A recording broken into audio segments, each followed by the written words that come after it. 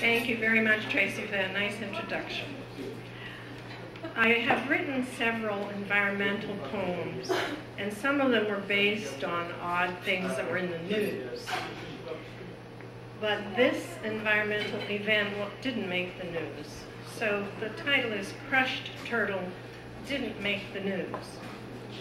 The South Branch raged, curled over the dam, fell into the street, leaving debris and small creatures flopping and crawling on the pavement. In the shadow of my bumper, a young turtle squatted, intestines popped through the top of the shell. Yellow eggs blurted, luminous spheres on the black macadam.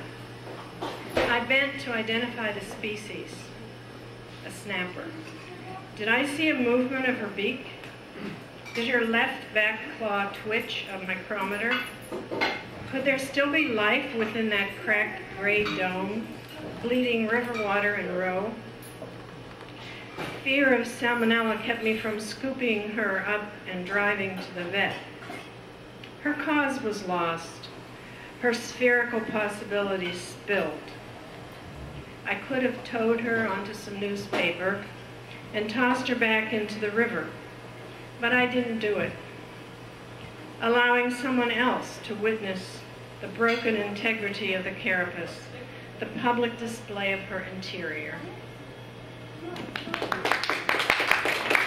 Just publicly acknowledge the support of my wife for supporting my writing. She's been great for the last, who knows how many years, 6, 7 years. And it's really hard to keep writing, and it's great to have somebody behind you. It's always with you. The title of my story is Chasing Papers. She was harping on his diet again. For heaven's sake, Cliff. It's a salad. You like salad. She showed him the recipe, a 2-page spread in a glossy ladies' magazine, as if that would make it more enticing. The list of ingredients was daunting: exotic vegetables and herbs, nutritional yeast, silken tofu. He'd never heard of nutritional yeast, and on principle, he wouldn't go near something called silken tofu. It sounded like fabric.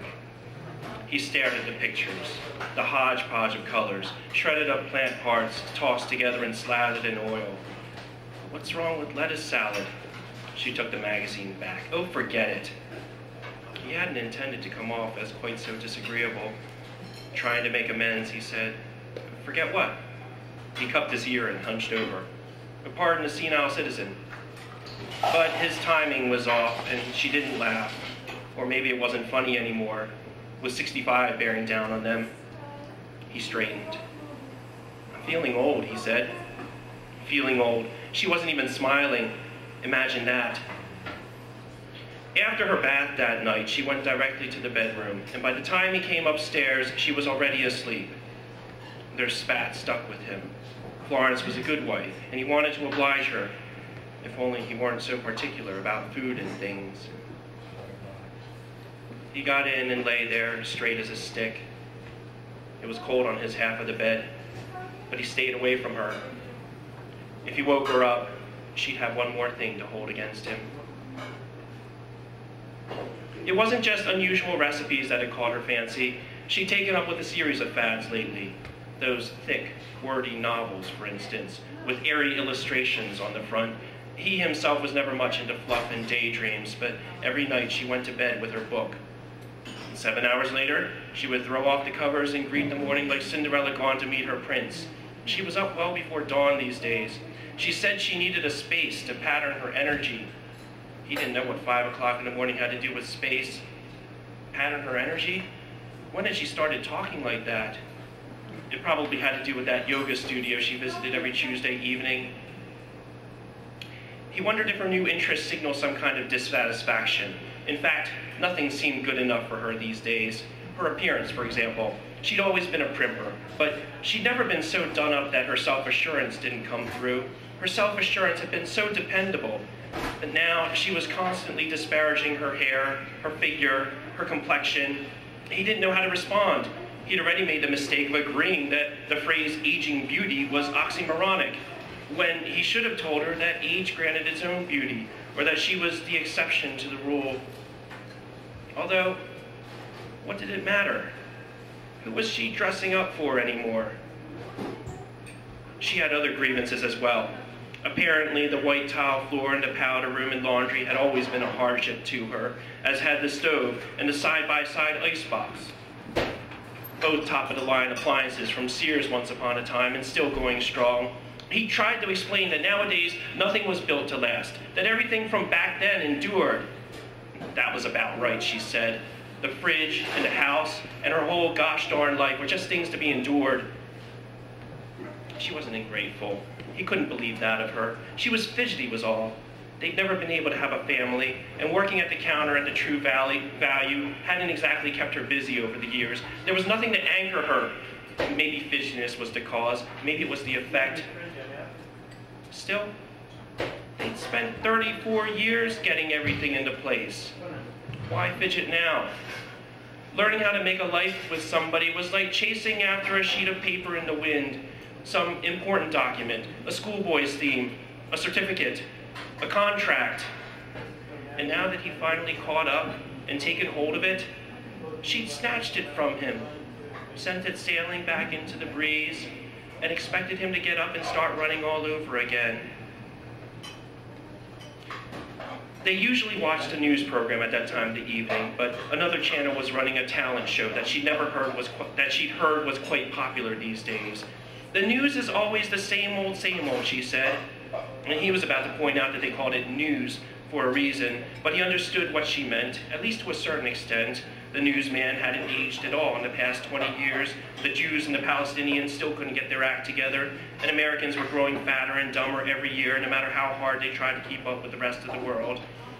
The difference between the two of them was that he didn't mind hearing about it more than once.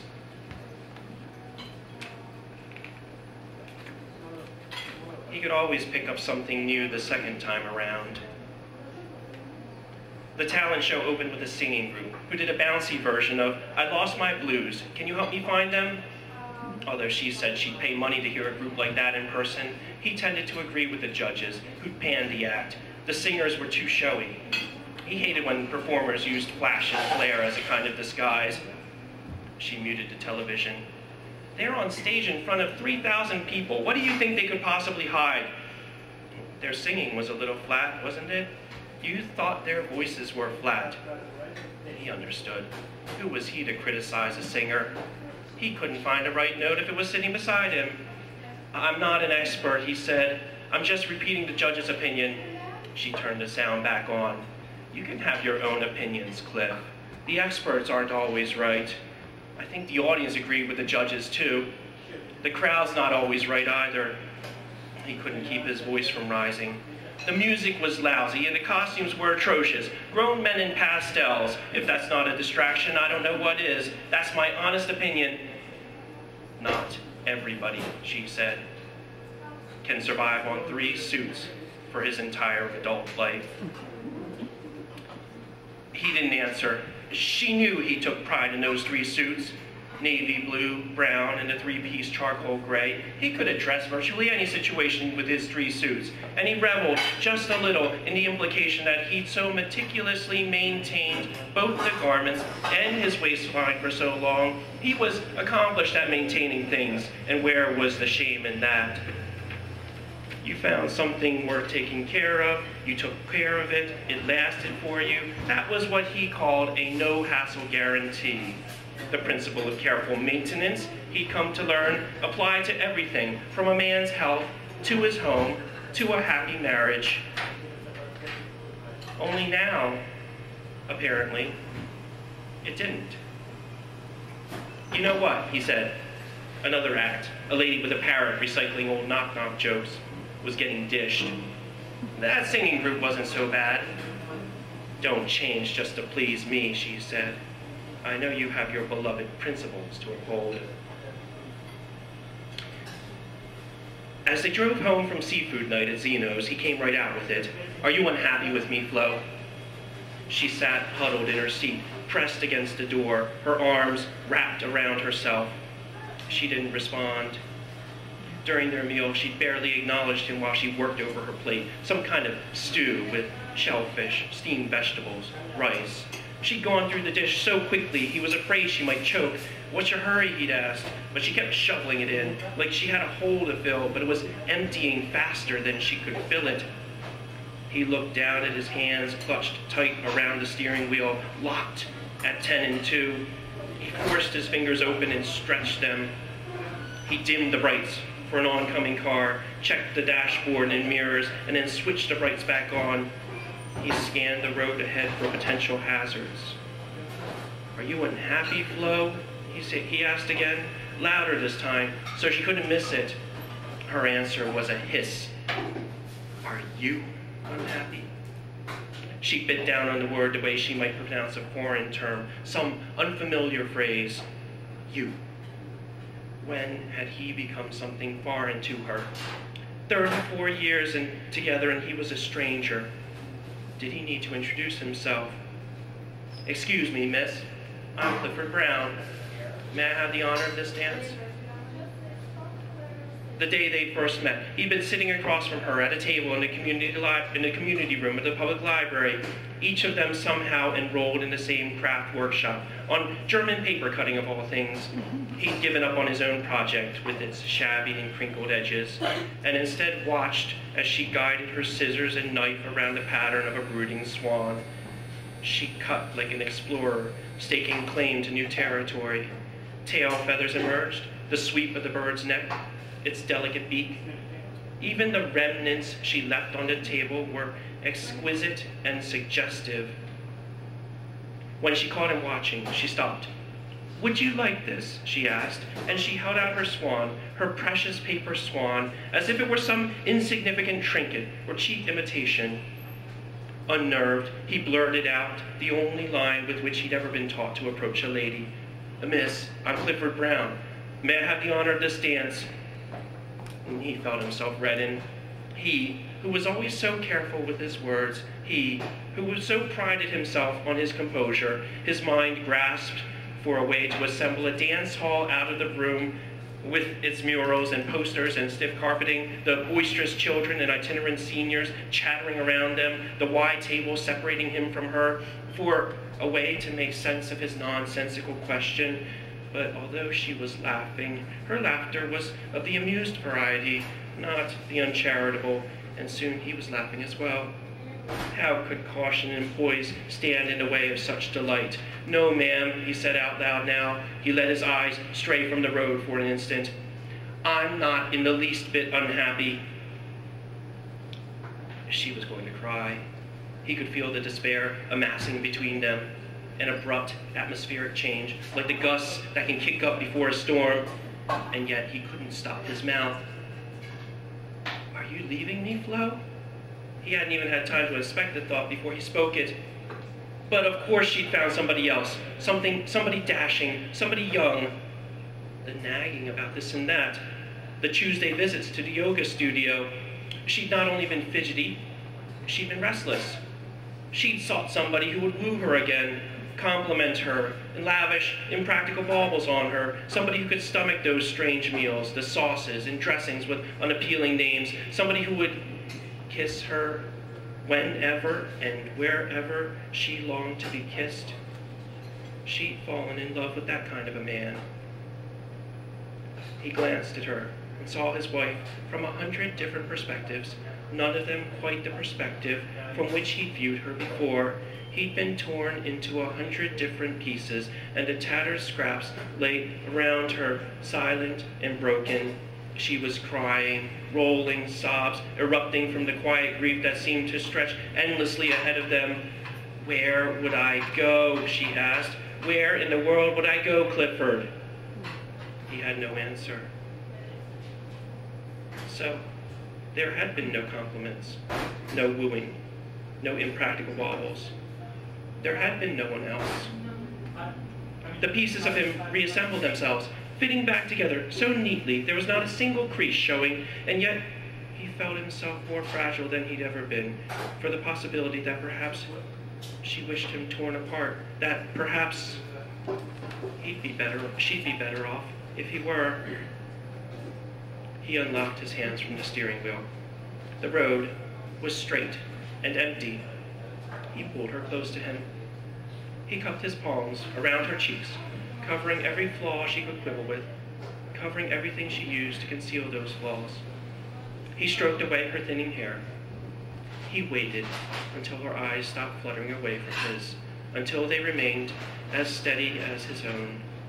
He kissed her, and for a brief moment, the car raced ahead, driven solely of its own accord. Thank you. Drowning. He is experiencing something I am not. Today is different than yesterday. To turn toward death is to leave behind those not ready to take this path. Together, we lie on his bed, our heads touching. I gather snippets of memories in my mind. I recite all of them without a single pause. He drifts in and out of sleep. He was supposed to be there with me, Big Sur, stopping at every vista point along the way. Instead, I stood alone on the shore, my hair tangling in the wind, my chest splitting wide open, letting in the sea. It takes only seconds to drown.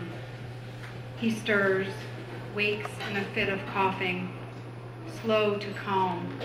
Can I have a wish? His voice breaking like waves. I hold my breath. Thank you. Turn the page. I know. Sorry, I don't have a podium. So forgive me when I start dropping things, okay? This is a excerpt from Chapter 6 of the Work in Progress of creative nonfiction about Theresienstadt, the infamous Paradise Ghetto concentration camp in World War II that the Nazis showcased to the world to try to prove that they weren't hurting anybody. The book is not complete. This is Chapter 6, and I'm pleased to say I've finished Chapter 5. So now I've caught up to this. If all's well this summer, maybe I'll get the rest of it. I'm only going to read a portion of the beginning of the chapter, otherwise you would hear much too long. In the summer of I'm sorry, one more thing. I've written this, I chose to write this in the voice of the camp Theresienstadt. In a way it's going to be titled as a memoir, but it's not my memoir, it's the memoir of the camp or the collective voice of all of the souls. It's a little tricky, I'm not sure it works all the time, to be totally honest, but you can be the judge of that. And if you don't like it, you can either email me or just don't even let me know. In the summer of 1942, SS Lieutenant General Reinhard Heydrich's vision of what I was to become became a reality with the arrival of the first German Jews. If my entire existence was nothing but a charade, a sham the Germans set forth before an all too receptive worldwide audience, nowhere was it more evident than in the expressions of the wizened visages of those former German citizens of the Hebrew faith as they alighted from the trains in Auschwitz. I saw it in their upturned faces eagerly seeking a welcoming environment, eyes betraying a glimmer of hope as they walked with a briskness belying their advanced years. Their belief that the fatherland remained their country and had only been temporarily abducted by the Nazis made them susceptible to the carefully laid pretense that this move was not deportation, but only a relocation. Such was the state of affairs late in the afternoon of October 9, 1942, with the arrival of a fresh transport. When the train pulled into the station at Auschwitz that day, an eerie quiet greeted the rolling rail cars as they screeched to a halt on the rusted tracks. Suddenly, the stillness that had permeated the small depot was shattered by shouts of "Schnell, mach schnell," barked by German soldiers strutting like warlords in their drab gray coats. Czech police in green uniforms grovelled alongside the Germans, echoing the cry for those debarking to make haste. The disembarking passengers hardly noticed that huddling in a remote corner was a handful of Jewish police, easily mistaken for railway employees because they wore red conductor caps. Nor did the arriving Jews pay much attention to the 4 SS men in their black leather jackets, smoking cigarettes, who, with twisted grins planted on their frozen faces, regarded the people bustling and brimming before them as one would chuckle at circus clowns tumbling over each other. With the sun setting behind a distant line of trees, Sophie and Ludwig Frank detrained along with several hundred other German Jews. They and their fellow travelers were taken aback at the brusqueness with which they were treated.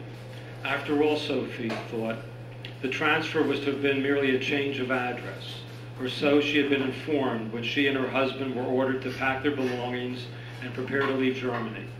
Sophie mulled this over as she replayed in her mind this scene from a few days earlier. "Where are we going?" Sophie had asked, squaring her shoulders and stepping between the smug German officer and her husband, who had fallen back into the shadows of the lamp lighting their two-room residence in the Jewish quarter. "To a lovely place called Theresienbad, or as some say, Theresienstadt am See," the young man said, as if describing a lovely village on the lake. "It is like Carlsbad, Frau. Indeed, it is not far from Carlsbad, a hell spot." But Sophie detected a sinister glimmer in his black eyes, and the upturn of his thin lips was more a sneer than a smile. "Pack your suitcases with care," the blonde soldier shouted over his shoulder as he departed. Sophie had lived her entire life in Germany, so she was anxious to learn all she could about where she and her husband were headed. After making a number of inquiries, she determined that Theresienstadt, a city located north of Prague and not far from the German border, had been recently designated a Jewish town for German-speaking Jews over 60, where they could live the remainder of their lives. In addition, Jews who had served the Vaterland in World War II and were disabled or decorated also qualified. So being sent to dwell within my walls seemed logical. Sophie concluded, since Ludwig was a week away from his 63rd birthday, a decorated war veteran, and still easily agitated because of the poison gas he had inhaled in the trenches. At the train station, Sophie became apprehensive when everyone was instructed to line up for a medical inspection. She tugged at the short sleeve of her dress to try and cover her swollen arm, where she injected herself daily with insulin for diabetes. Sophie worried that the disease might prevent her from being admitted into the town, but her fears were allayed when she saw the friendly face of the Jewish physician conducting the examinations.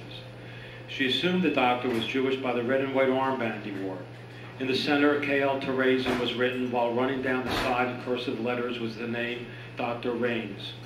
In a short time, Sophie and Ludwig would be assigned similar armbands with their names inscribed.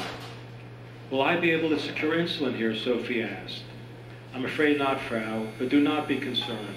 The diet in Theresian works wonders on diabetics. None of the sweets and harmful foods that would raise your sugar is available."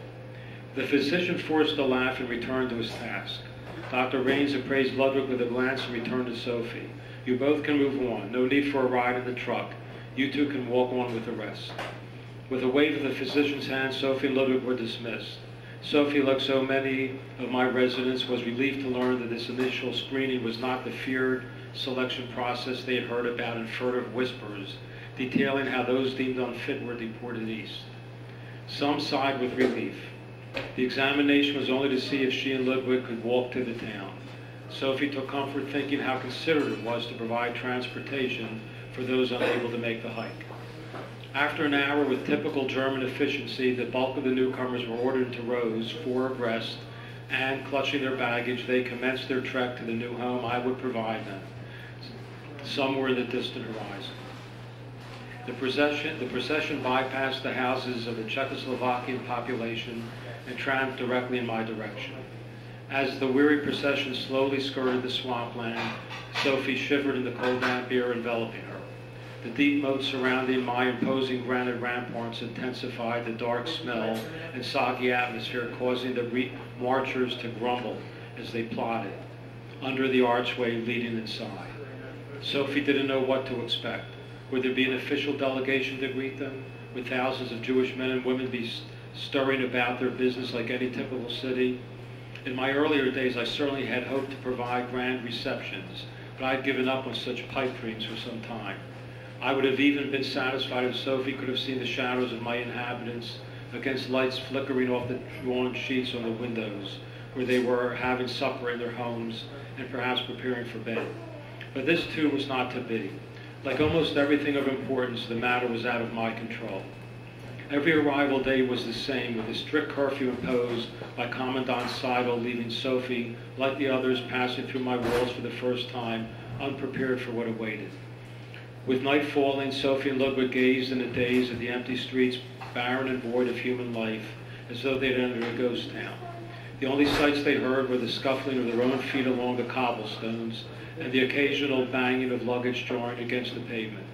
Sophie had grown weary and her feet heavy, so she was relieved when the procession came to a halt at the doorway of a bleak stone building that served as my absorption center.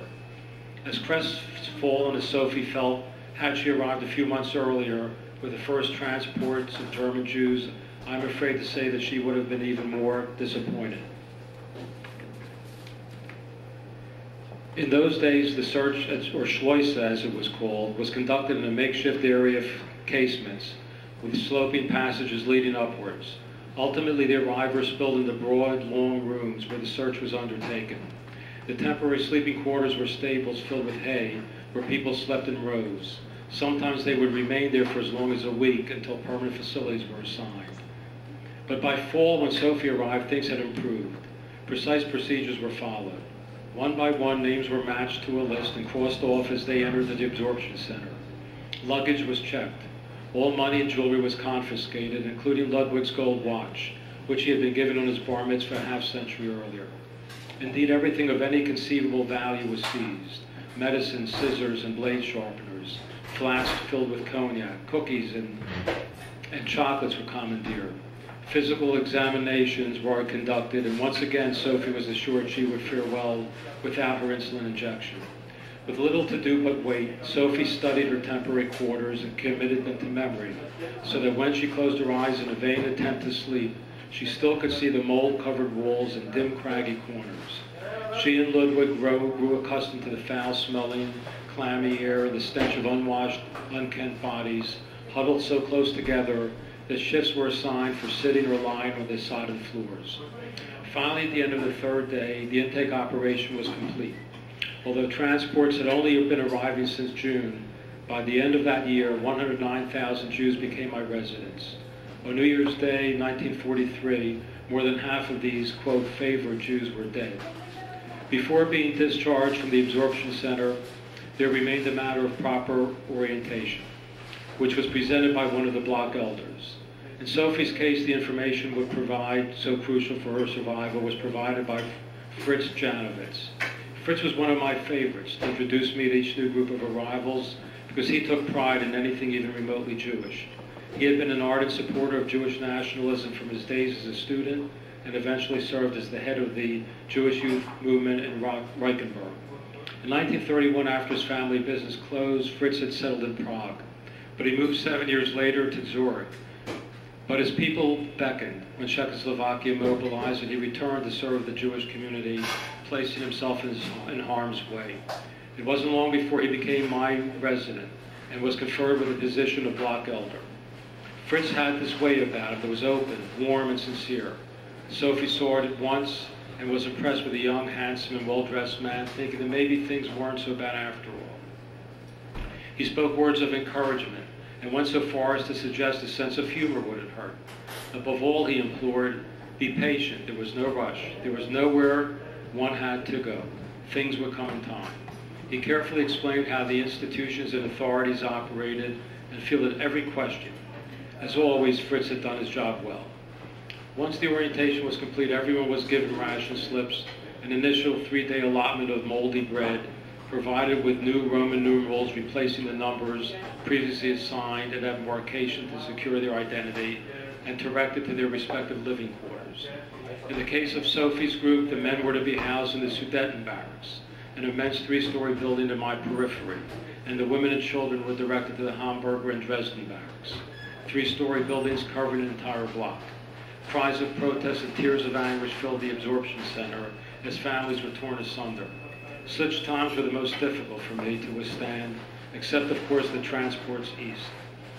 A wave of panic swept over Ludwig's face at the thought of being alone. Sophie saw the terror in his eyes, and she insisted on speaking to someone in authority. She explained how her husband's hearing had been impaired by the incessant roar of cannons when he had served his country. He was decorated. Did you know that? And is this how he is to be repaid? Sophie confronted the staff representative, whose placid expression remained unchanged. There was nothing he could do, even if he was so inclined. But the German officer, peering over his shoulder, took interest. You say your husband was decorated, Frau? Sophie looked up at the German officer, a man in his 50s with a gray mustache, who she thought must have seen duty in the First World War. Yes, she answered. The German turned his sullen eyes toward Ludwig. Sophie detected a glint of recognition in his gaze that the Jew standing before him might have been one of his comrades, with whom he had fought side by side in the trenches. The German whispered into the Jewish official's ear. The Jewish bureaucrat shrugged and wrote new instructions on a slip of paper. Before leaving the absorption center, all luggage was returned, though considerably lighter after being pilfered by the Germans and Czechs. Sophie grimaced at this turn of events. But actually, she was fortunate. While there were a few transports where my arrivals received their suitcases intact, in many instances all personal belongings vanished. It really was a matter of providence whether anything was returned at all. Finally, like everyone else, Sophie and Ludwig were given their bedrolls and sent on their way. After wandering the ghetto's dark streets for more than an hour, Sophie and Ludwig located their living quarters in a building crammed with families consisting of the staff serving the Jewish governing authority, known as the Council of Elders. The title provided courtesy of the Germans in reference to the infamous anti-Semitic tome, The Elders of Zion. Climbing 3 flights of stairs, a seemingly endless area presented itself, though it was difficult to gauge the size of the room because sections were cordoned off by hanging sheets, separating one family from another. People were scurrying everywhere, but no one took the time to greet them or even acknowledge their presence. A cacophony of languages caused Sophie's head to swirl. Many spoke High German, but as Sophie and Ludwig sidled through the throng, Sophie could tell dialects that many of the Jews were from Bohemia, Moravia. Later, the dormitory would also be home to Jews from the Netherlands, Hungary, Luxembourg, and Denmark. Just as Sophie was about to give up securing a place to sleep, she spotted an unoccupied space in a far corner that was perhaps 2 meters by 2 meters. A ragged mattress was precariously balanced on a makeshift box spring and pushed against the moldy wall. There was barely enough room for Ludwig and Sophie to stand after they plopped their luggage on a nursery musty floor. But they would make do, Sophie resolved, staring wide-eyed at what would be their home for the next 2.5 years. Thank you. Thank you, Richard. Thank you very much. And we look forward to reading the entire book. Did I shut that off? Okay, so it's really, really exciting. I mean, what a great variety of work, and makes you just want to sit down and read the rest of our first issue, and can't wait till the next issue. So let me remind you again, go online to Rothala Review and go to the submission guidelines and submit your work, and maybe you'll be in the next issue. I wanted to say again, take an issue with you. If you like, you can leave a donation, but they are free. We also do have t-shirts in all sizes here. They're great, they're beautiful, with authors, famous authors on them, and they're for sale for $15, and they're in all sizes. So, go see John. And anything you do and give us will really help us to keep going with this great stuff we're doing here, and that everybody's contributing to, and that we're showcasing, for the public. It's really great. So we're going to open up the mic now to everybody who's here, anybody who's here, writers that want to read. And I guess the first person I was going to call is Pete Lamb. And Pete, you can come up and say something about yourself, and then, go on, and, maybe, 10, 15 minutes, or, 10 minutes or so, and we'll just keep, yeah. Welcome, thank you. Do you want to be video? Or no? Is there a tall, dark and lonesome setting? What's that, sir? Yeah, why not? Oh. I've never done this before, so pardon my terror. Me, I'm English. I've lived here for 7 years. I used to live on a Greek island, and then I moved to France, and then I moved here, and the only writing that I've had any success with is creative non-fiction. Because who can't write when they live on a Greek island? And I had stuff bought all over the place, and I even sold a piece to Drexel University's online thingamabob from my chicken-riddled shack in Greece. Which is odd, really, because I've never heard of the place, and now I live sort of kind of close by. But I want to write fiction. I've always wanted to write fiction, and I've never had any luck with fiction, and perhaps it's because it's terrible fiction. But, I've just completed a novel that I'm happy with, and the first chapter obviously has to do a lot of work. All the chapters have to be good, but the first chapter might be the only one that an agent reads. And this first chapter has driven me mad. I've driven over it in the car, I've hit it with hammers, I've added bits and taken away bits, and almost come to the point where my wife is going to divorce me, so she said, read it to people. So this is an experiment. And I'm going to judge your reaction by those of you who are asleep at the end of this, or those of you who are stabbing yourselves in the forehead and wanting to die.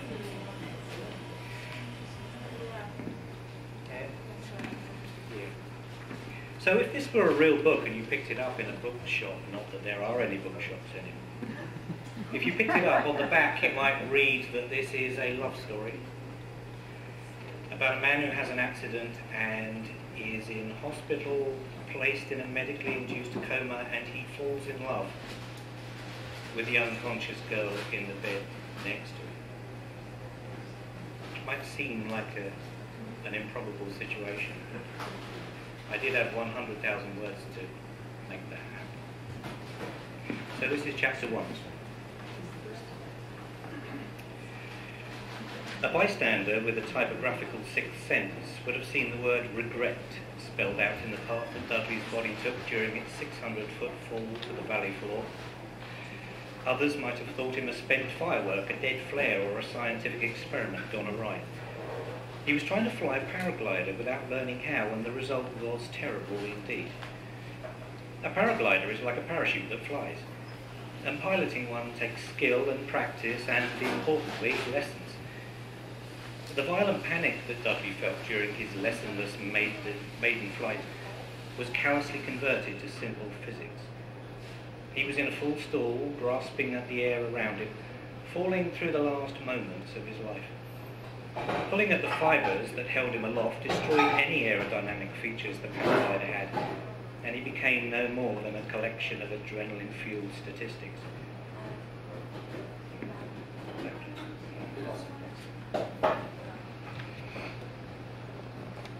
Large amounts of drag gave him a terminal velocity of 65 miles per hour. When he knew he would die, he was 438 feet above ground. He was 212 pounds, a large man, thickly set and possessing none of the characteristics suitable for sustained flight. The paraglider would have held him if he trusted it, but he lacked the confidence to float motionless without an engine's comforting forward thrust. When he found himself hovering, static but horribly high like some dark-haired airborne mistake, he shrank into a ball and pulled on anything he could reach. Dudley expected his life to replay before him, but it didn't happen.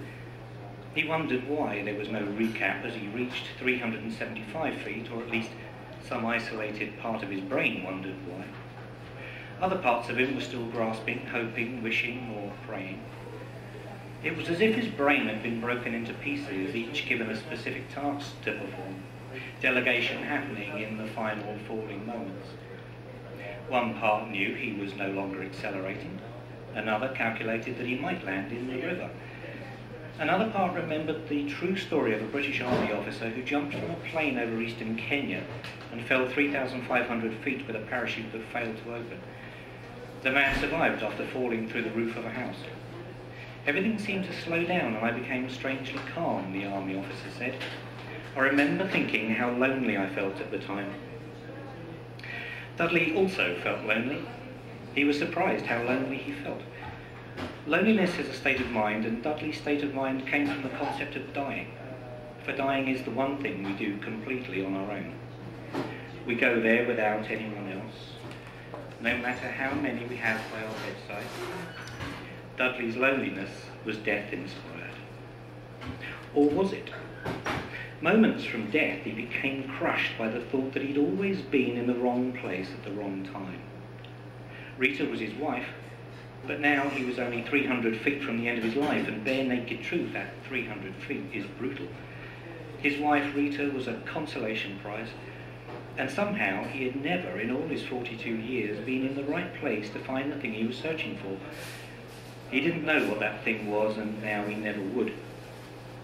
Resolved now at 245 feet to never knowing what he'd spent the 42 years searching for, he experienced the odd comfort of a downy, swaddling warmth that made him want to turn over and continue whatever dreams he was having. Why so warm and comfortable? Where did the loneliness go? For now he was feeling less alone, with friends perhaps. On a clear day, rise and look around you.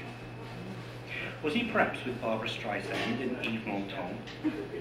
That might explain the song which was haunting him. He loved the film and thought that the young Barbra Streisand was beautiful. It was a light romantic comedy about the past life regression, and Dudley enjoyed it very much because it was absurd, and absurdity was a crucial element in a light romantic comedy. He could hear the theme song now, and its melody was so strong, so true, so classically formed and musically correct that its very construction held him in its arms as he approached 200 feet. You'll feel part of every mountain, sea and shore. You can hear from far and near a word you've never heard before. And on a clear day, on that clear day, you can see forever and ever and evermore. He was in an aircraft, a large-bodied, grey-green rattling thing that held bombs. It was about to make its bombing run. Gary, in the seat next to him, was talking through his face mask, and Dudley knew that all they had to do was hope. Hope the bombardier got the bombs out of the bomb bay smoothly enough for them to hold the plane steady. Then it was a turn for home. Home and his girl and a week's leave. His girl. She was waiting for him back at home, the blue summer skylark sky. She was waiting for him to come home from the bombing run that would be his last for a while. The plane shook more than it exploded. It rattled violently, and there was an odd boom as the air around him ignited, and that was pretty much the end of that. You'll feel part of every mountain, sea and shore. You can hear from far and near a word you've never heard before. This was that clear day, and the Burnley River was deep where he hit it. He received a fractured skull despite his safety helmet, probably through some indirect pressure wave cannoning through his brain. There was a lot of river weed too, and that got caught in the rigging of the paraglider, weighing the whole thing down. Cannon tore through the rigging. One cannonball shot so close to his head that the air it displaced slapped him as his mother had slapped him once.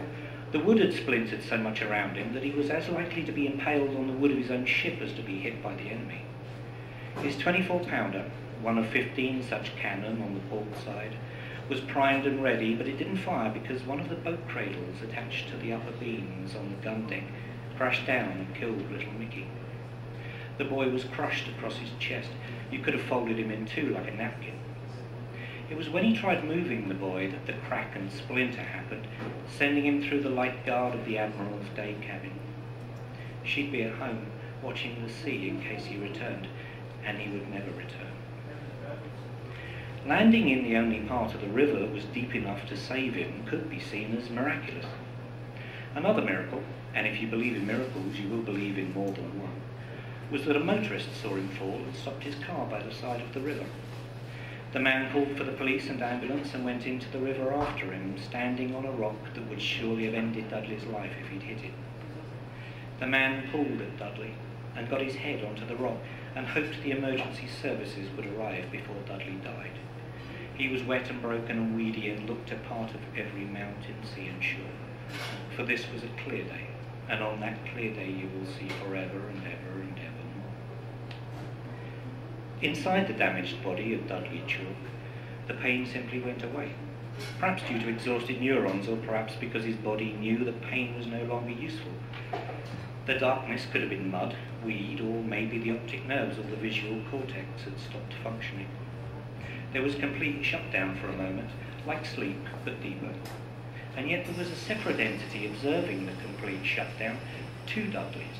A failed paraglider pilot Dudley, wet, broken, and hardly alive, and an observer Dudley, who viewed quite dispassionately the physiological destruction of the man in the water. Over a period of time, a time which had a stringy, meaningless quality to it, dispassionate Dudley became stronger, better defined, sketched with firmer strokes. The identifiable wholeness of the observer Dudley was now enough for him to stand by Rita's side as she peeled potatoes at the kitchen sink. He put his arm around her and was surprised that she felt it. She stopped peeling for a moment, and Dudley was a little saddened by her reaction. She usually ignored him if he put his arm around her. She wouldn't smile warmly and lean into him, but would stiffen and wait for it to be over, his every move some irksome torment. That's how Dudley normally saw it. She wasn't reacting that way now. She felt warm and soft. Dudley's arm around her shoulder made her stand a little straighter at the sink and drop her gaze, hold her hands mid-peel and say a small, "Oh no, Dudley, oh no." And he wanted her to be laughing inside, not sad. It wasn't his intention to make her sad, and he backed away, leaving her at the sink. He returned to the river, where the man draped in a failed flying machine was barely alive, his limp body seemingly waving goodbye in the flow of the river. There was still a tie to the body in the river, like a scab that's almost fallen off but is still connected by that last remaining tender piece of tissue. But the new Dudley was not just an aspect of the body anymore, he was almost his own person.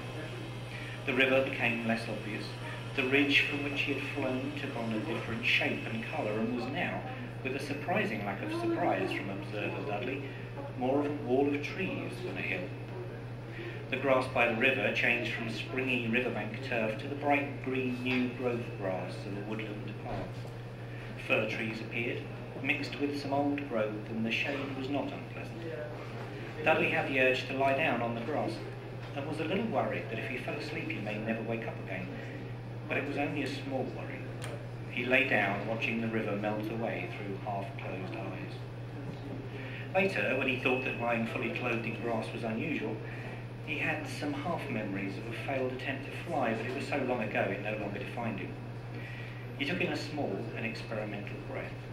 He could smell the grass, so green in his peripheral vision that even the colour of it added to the smell. It was a good smell, not warm and laced with cow as was the grass of the ridge, but rather it reminded him of his childhood when he sat by the edge of the white cliffs of Dover watching the seagulls navigate the updraft. A grass that is springy and weedless. The skylark was singing. He had an immediate and disproportionate love for the little bird because it was familiar and, oddly for such a high-flying thing, it kept him grounded. Dudley sat up. The grass stretched out toward trees, and he saw he was in a glade of sorts, a space of green-aired verdant tranquillity, surrounded by a wall of trees. He was quite alone, save the skylark overhead, and now more birds joined the background noise, making it the typical sound of a forest. The skylark was gone, now no longer the soundtrack to a summer meadow, but quite obviously a wood.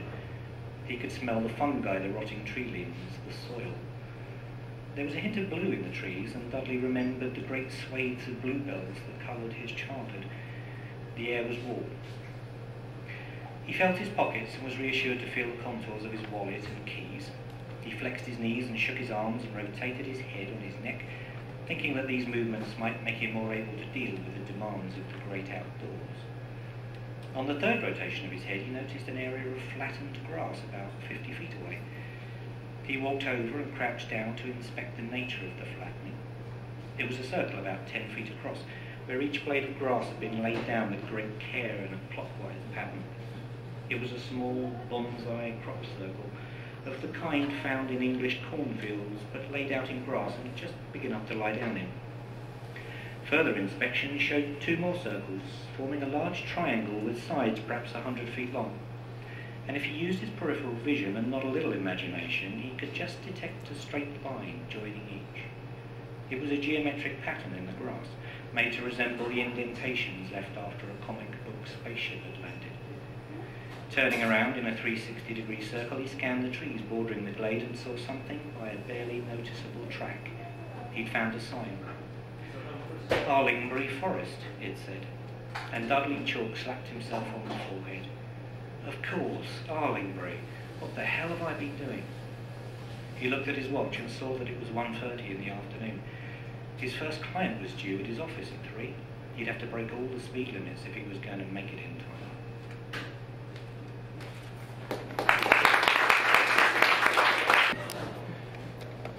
Wait. This does not look right. Somehow I managed to take a wrong turn onto this road. If you could call it a road. Do you know the way? I asked my passenger. There was no reply.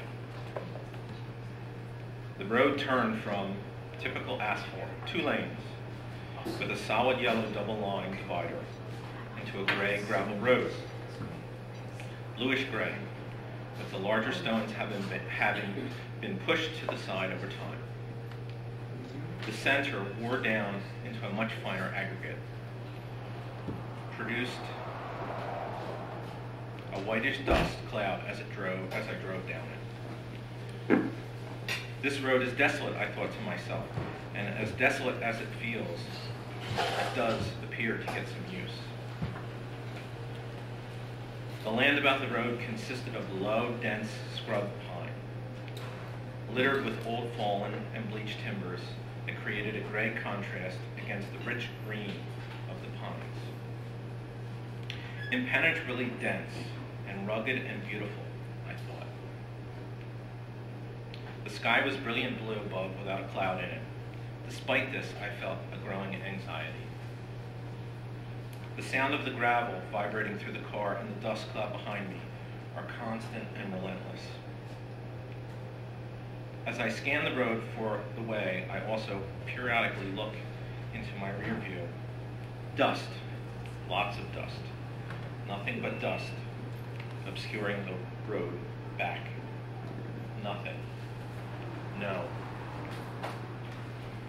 Wait. No. Something. What is that? I see something in the dust cloud behind, moving up towards me. Another vehicle, lost like me. My feeling of anxiety grows more pronounced. It is getting closer. I cannot make out its color, nor can I see the driver, except for the driver's silhouette. The vehicle is really close now, right on top of me, right on my bumper, and I still cannot make out who it is. I lowered my window down and waved the driver around. This does nothing. The vehicle stays pinned to my bumper. I asked my passenger, "Can you make out the vehicle or the driver?" My passenger does not reply nor move. My eyes go rapidly back and forth between the road ahead and the car that is filling up my entire rear view mirror. I do not look at my passenger.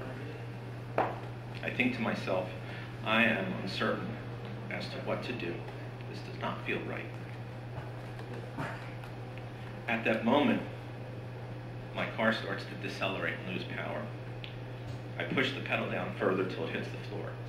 This does nothing. The car continues to slow down.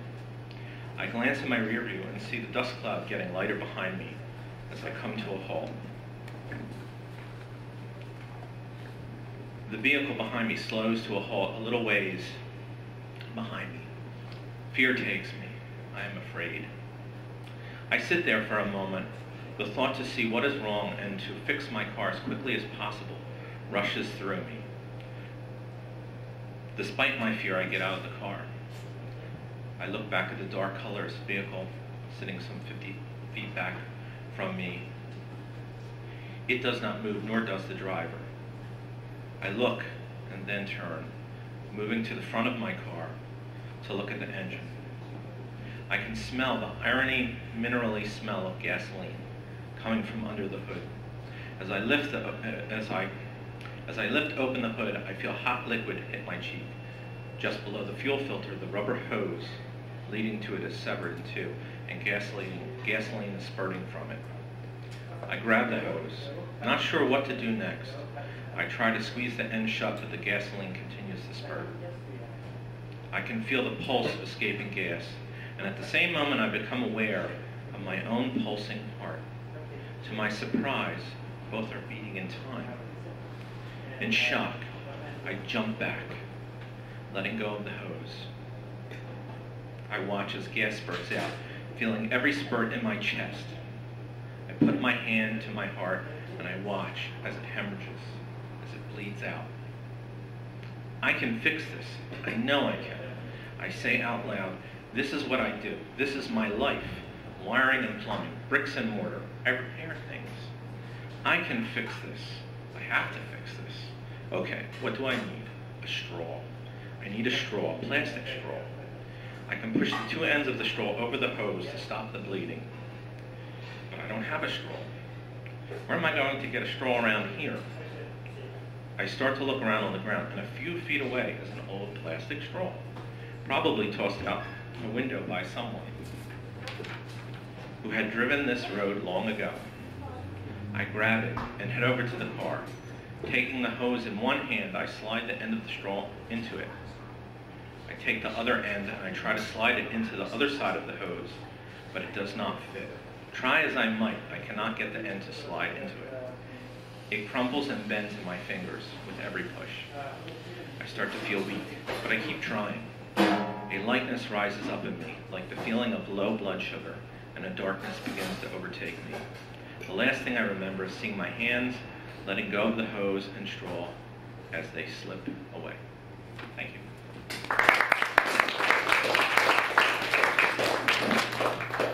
Thank you, Bill.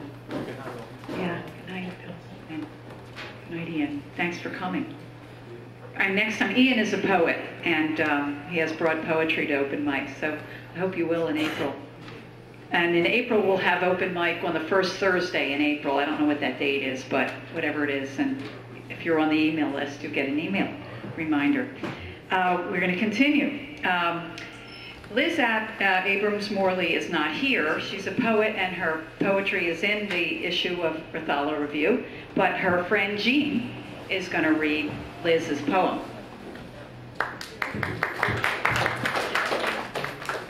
Yeah, can everybody hear me? Do you want to be videoed?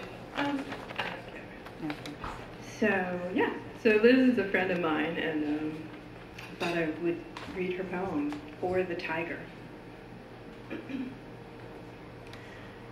Splayed on the sidewalk, 3rd and Pine, a robin lies still, whole, round-bellied, or at least as round-bellied as a bird can be a week before Christmas. Look, my friend Janet says as we walk by, and I look, though I don't want to see how one thin thread of red blood trickles from its beak onto concrete, bead black eye, wide open, on an unforgiving world. From San Francisco, my sister writes, Mia is dying, cancer of unknown origin, 2 little kids at home, and who says life is fair, or whoever said it? Dead bird, dying friend. It's not even 9 a.m. Thursday. 3 days more before light stops waning, begins imperceptibly to build. Some days I wake wondering if I can take it, I write back, though I know I will. I was 11 when I discovered the story, The Lady or the Tiger, a book I bought at a flea market for $0.25, mostly for its green leather cover, for an elegantly etched front plate of a man standing between 2 entryways, vellum overlay fogging the scene, gold letters embossed on a green spine. I loved the feel of that book, a bargain at $0.25, even then. Soon I embraced the tale within, the starved tiger or the bride. Would she hear his dying? Even at 11 or 12, I knew this would be what life would be. A story, a choice, an outcome shrouded by one stiff, thin, milky layer of vellum. The uselessness of the syllable why, or of the question What if? Poor bird, Janet says. He must have run into something. And we arrive at yoga class, unroll our mats, enact the first pose, which our teacher calls sleeping baby or chalk outline of corpse, depending, she says, on how it looks to you. Thank you. Thank you. Next is John Dwyer. John is also in our creative nonfiction workshop, and this is his second foray into reading at the open mic, and we're thrilled that he's here.